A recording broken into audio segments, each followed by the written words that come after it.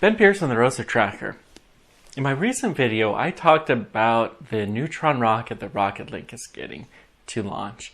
And one of the comments I got is, well, Starship's just going to come along and it's just going to take away everything. And once that happens, there's just no competing with this. Well, I started to really think, what is it going to take for Starship to really dominate everything? To take over the entire market? And the answer actually kind of surprised me, so I wanted to talk to you guys about it. So, first of all, Elon Musk has said in a number of cases he hopes to get the cost of a Starship down to $2 million per launch. The cost of fuel and oxygen is about $900,000. And if you consider other operation costs, maybe it'll be like $2 million a flight. Is that happening right now? Absolutely not. My little rough back-of-the-envelope calculation says that each one of the test rockets that happens in Texas probably costs about $15 to $20 million to build. I arrived at that by figuring out the number of people that are there. It's about 500, assuming that they get about $10,000 a month in compensation, also considering just their electricity and whatnot used. It seems like a reasonable guess. They're taking about 6 weeks on average to build a new Starship. You can take into account the cost of materials, 3 engines at about $1 million a piece, and it will come out to be somewhere in the neighborhood of $15 million.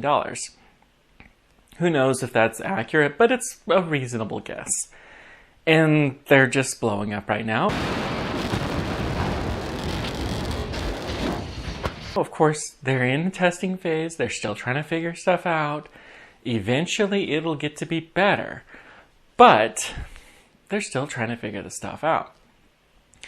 So there's two sides that we need to talk about to figure out what does it take to get down the cost that low. First is what will the market need to look like in order to support that kind of launch? And the second one is what does the Starship reliability actually have to be to support that kind of cadence? Let's start with the second one. A Starship will cost probably around $20 million for an orbital version, and the super heavy booster will probably cost 2 to 3 times that much. These are very rough estimates, and they've gotten considerably lower. The first estimates for the BFR before it moved over to stainless steel were roughly 2 to 3 times that, which is a phenomenally cheap rocket still as it is. But some of those costs can come down as they're starting to mass manufacture them. Part of the reason why Starship is able to only cost $15 million now is because they're making one of them every 6 weeks. When you're able to do that in that kind of assembly line, you're able to make the prices cheaper. So if they could produce a super heavy and a Starship both together at the same amount of time, the 6 weeks, then it would cost maybe a fair bit less. They would be able to produce, 8 of those per year, and they would need to have about 320 rocket engines. Elon Musk has said that he expects the cost to go down to about $250,000 per engine if they can get up to 500 per year. So they're on that pace if they could also build a super heavy at the same pace. But these are still pretty expensive things overall. And they'd have to keep building these out, cranking them out, and they'd have 10 of them per year. What kind of reusability is it going to take to support that, though? Let's go with this hypothetical $2 million cost. Now, we know that the fuel and maintenance types costs are probably going to be on the order of $1 million or less per launch. So we're going to use the other $1 million to cover the capital cost of building the Starship and the Super Heavy. I have no doubt that they can figure out the landing Super Heavy. We've seen Falcon 9 booster land 9 times in a row. If they can figure out how to do that even more rapidly than they're able to with Starship, and eventually they really need to be able to crank out like 10 of these per day just an insane quantity per booster, then they'll be able to do that. So we're going to just completely shrink the Super Heavy booster, because I'm sure they'll figure that one out. How many times do you have to reuse Starship in order to get this price down to $2 million? Well, at $20 million per cost, you have to reuse it at least 20 times to get the cost down. And then some of that will be maintenance and whatnot. So they're going to have to reuse these like 40 times or more. And in reality, that it says that the Super Heavy booster is able to be reused at least that many times, probably 10 times that number. So you're going to have to get the reuse down to maybe 100 to 1,000 times. That says something interesting. Well, let's just go with the number 100. So you have to produce 500 engines per year, which means that you have to produce something like one every month. So we'll call it 12 Starships per year.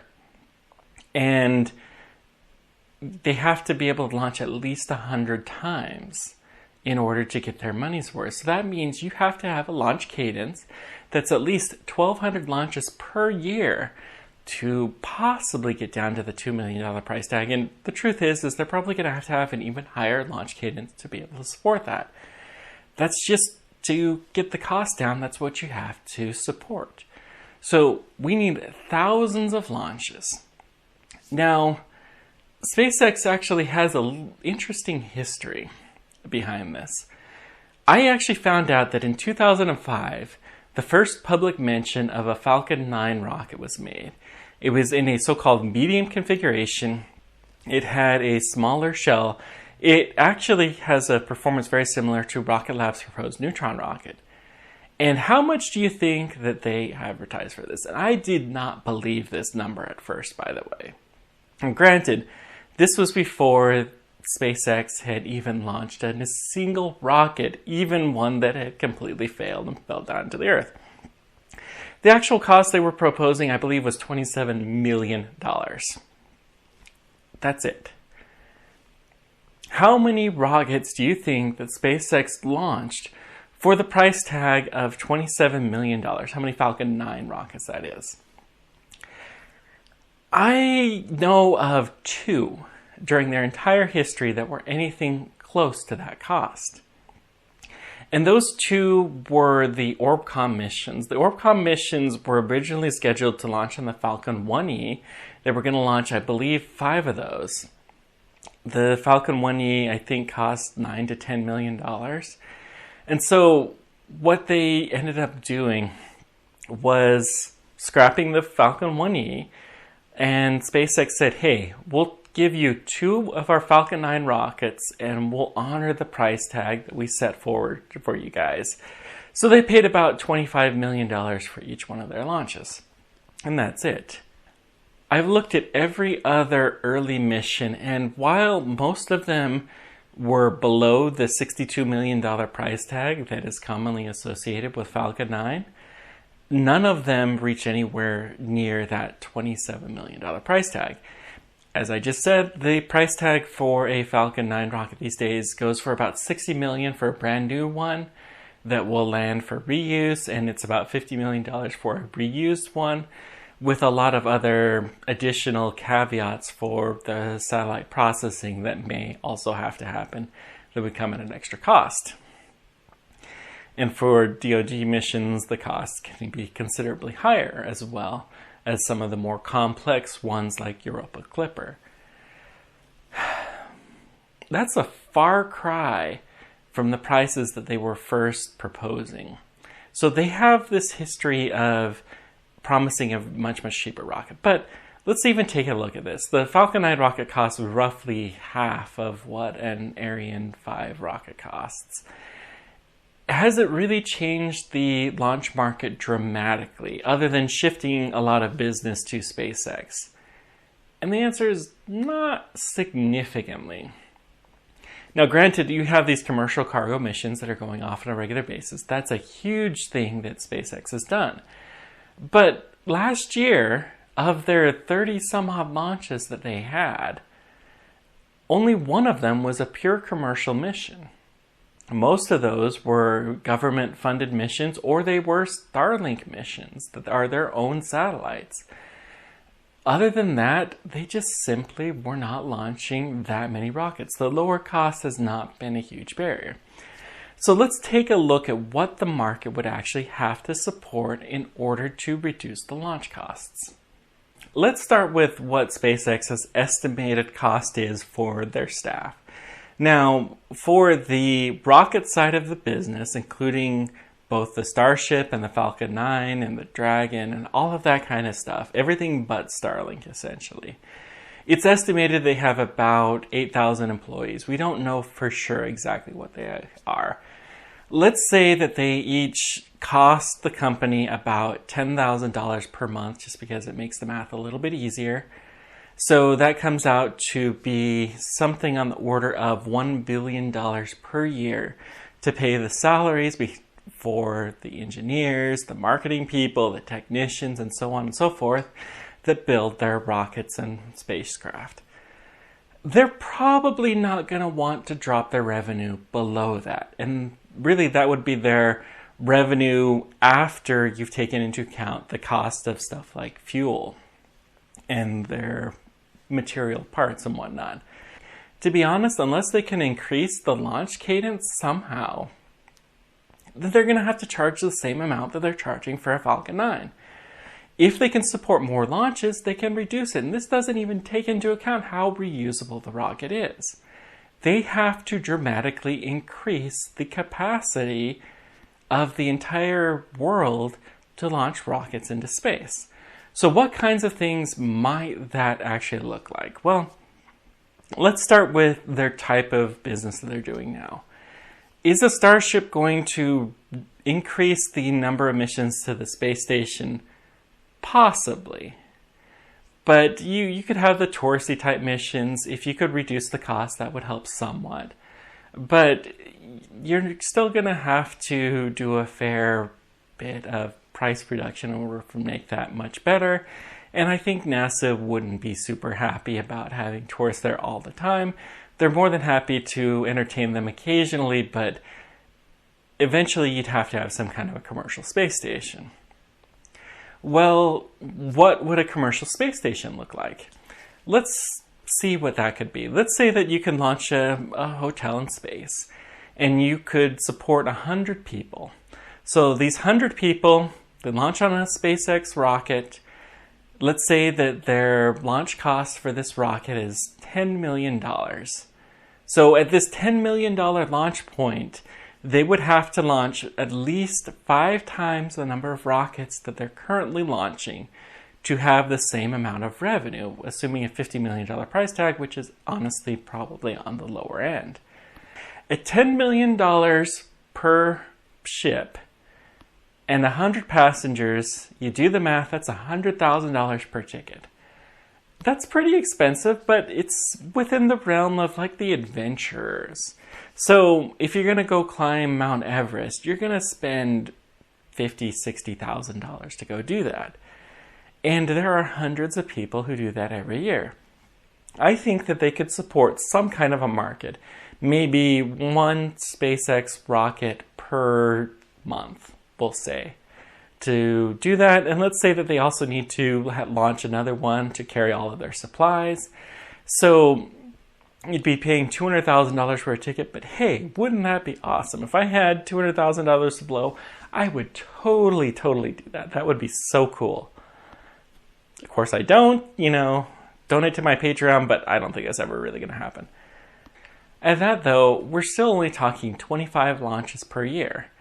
You'd have to increase this by 5 times their current launch cadence of like 30 some odd launches per year. So you have to go up to at least 150.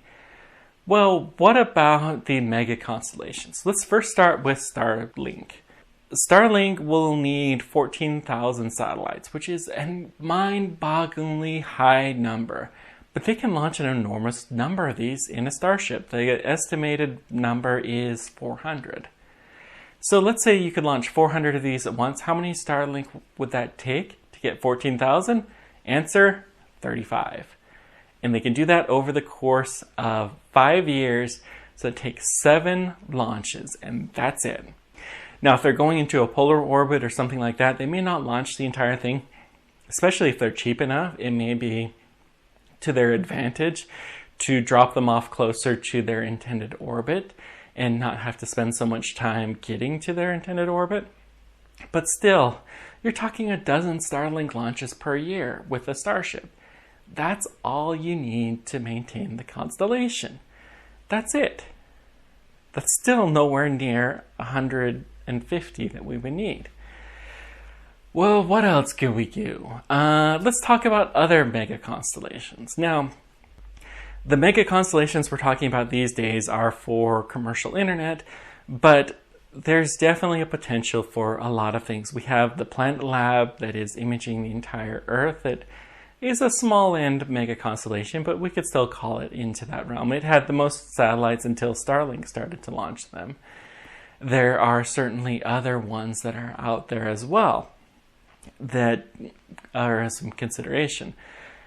I think we can say that you could support maybe 3 internet constellations, maybe 3 imaging constellations for commercial purposes, and then you'd have some government stuff that's going to be their own missions. Now, the government ones, I think, will not launch all on Starlink unless they actually send the Starlink to the other country, which is possible, but I don't know that that will happen. Russia and China will want to launch their own things. The United States will no doubt want to do several of these. So let's just assume that they do this, and let's say a dozen of these constellations. And let's say they need 5 launches per year to just keep these mega constellations going in a Starship. Well, now you're starting to talk. That's up to 60. So we have justified now about, 80 to 100 launches if you keep into account their normal launch of satellites and whatnot. And at $10 million, I'm sure that they would be able to improve things. But what else are you going to do? I don't think that space is going to be flooded with a whole bunch of cheap satellites. I just don't really see that happening. The applications to really, really make a difference are going to be people living in space and manufacturing in space and transporting people from one point on Earth to another point on Earth. That is the killer application for spaceflight, okay? I don't see anything else really coming close. So if you're going to get into the thousands of launches that you need to have a Starship work, that's what it's going to take. You know, if it be like a Jeff Bezos type dome in space, or if you're talking about sending people to Mars on a regular basis, yeah, that could totally happen. Well, let's take the Mars application though. You're going to send a relatively few. 6 is the number of spacecraft that are intended to be sent in the first 3 years of trying to work on humans to Mars. And it's going to send a total of 24 humans, and that's it. Well, each Mars mission requires around 6 Starship launches in order to make them work.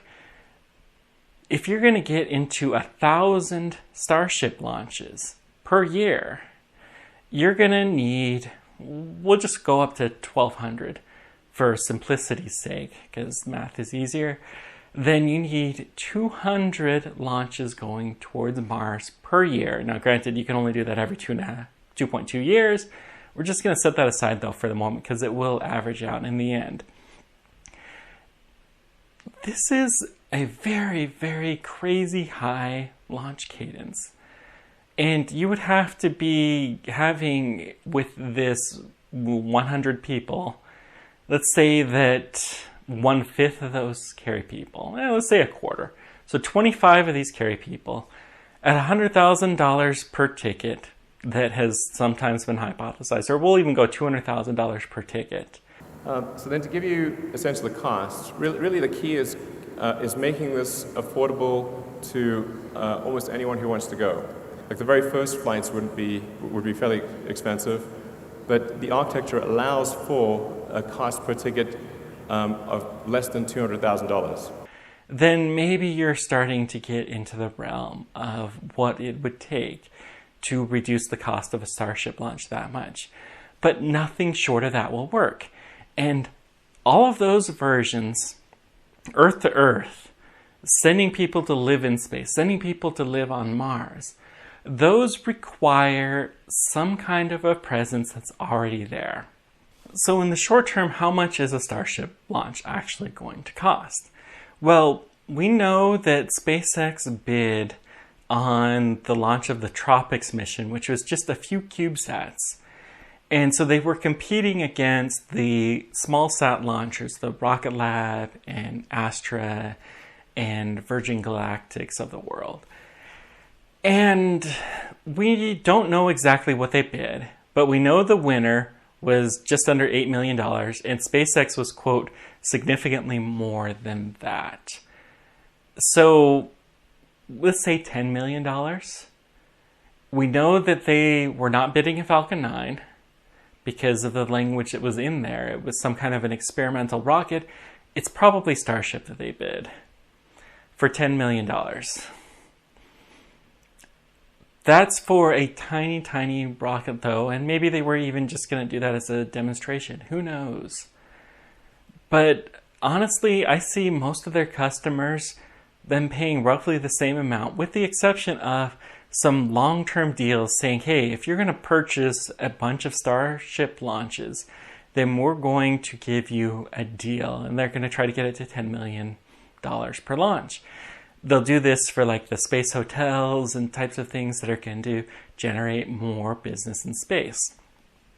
When those types of deals get to be made and the market actually shows that this can happen, then the Rocket Labs and the ULAs will see, hey, this market is increasing, and they will have their opportunity to build a direct competitor to Starship. They can build one. I have no doubt whatsoever that the guys at ULA and the guys at Rocket Lab are smart enough to do this, and they probably have some concepts that they're starting to play with to directly compete with Starship. But as Tori Bruno pointed out on Twitter, he would love to see the market increase, because right now, without the launch market dramatically increasing somehow, then Starship is going to be left in a really interesting position. Starship to develop has cost about 3 times as much money as the Falcon Heavy and the Falcon 9 combined to develop. This is a significant amount of money, and hopefully they can make it worthwhile with this reuse that they're still striving to and not fully succeeding. The failures without failure have managed to land hard and eventually blow up as a result of landing hard every time they've tested it. Now, this is 3 tests that they've done so far, and I'm sure they're going to figure this out eventually. But personally, I'm not getting on a Starship that's doing Earth-to-Earth transport until they've landed 1,000 of them without any incident. And I'm sure I'm not the only one. There's no backup things with this. With the Dragon capsule, they can say that it has a no more than 1 in 200 probability of failure because they can test each one of the parts separately. Well, with Starship, there really isn't a piece that you can break out to test the landing. You just kind of got to go on blind faith. There's no redundancy other than the engine redundancy. And the engine failures haven't really been the critical thing. It's been getting little bubbles into their system, which they're still going to have to figure out. But I'm not doing an Earth-to-Earth transport based off of that. That you have to approach something on the order of an airliner to be able to pull that off successfully. Now, maybe the space tourism, hotel types of things, maybe you'll find a market for that when it's just a real novelty. But you're not going to justify thousands of Starship launches per year until you can start to do that level of reliability.